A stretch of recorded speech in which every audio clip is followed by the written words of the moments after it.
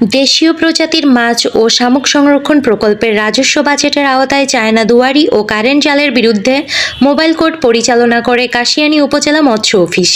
আমাদের কাশিয়ানী প্রতিনিধি মোহাম্মদ আশরাফুজ্জামান জানায়, গতকাল বিকালে উপজেলার সদর ইউনিয়নের বারাশিয়া নদীতে অভিযান চালিয়ে এসব চায়না দুয়ারি ও কারেন্ট জাল জব্দ করা হয়। জব্দকৃত চায়না দুয়ারি 26টি ও কারেন্ট জাল 5,000 মিটার উপজেলা চত্বরে প্রকাশ্যে আগুনে পুড়িয়ে ধ্বংস করা হয়েছে। কাশিয়ানী উপজেলা মৎস্য কর্মকর্তা আনিসুর রহমান বলেন, কাশিয়ানী উপজেলা সদর ইউনিয়নের বারাশিয়া নদীতে অভিযান চালিয়ে প্রায় 5,000 মিটার কারেন্ট জাল ও 26টি চায়না দুয়ারি জাল জব্দ করে জনসম্মুখে আগুনে পুড়িয়ে ধ্বংস করা হয়েছে।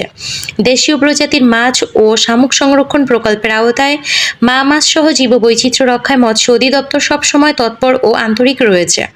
বর্ষার শুরুতে চায়না জালের বিরুদ্ধে জনসচেতনতা সৃষ্টির লক্ষ্যে মাইকিং ও অভিযান অব্যাহত রয়েছে, কিন্তু পবিত্র ঈদুল আজহায় অফিস বন্ধ থাকায় কিছু অসাধু ব্যক্তি চায়না ও কারেন্ট জাল দিয়ে মাছ নিধনে মেতেছে বলে অভিযোগ পাওয়া যাচ্ছে। কাশিয়ানী উপজেলা নির্বাহী কর্মকর্তা ফারজানা জান্নাত স্যারের সহযোগিতায় চায়না দুয়ারি ও কারেন্ট জালের বিরুদ্ধে দ্রুত অভিযান পরিচালনা করা হবে।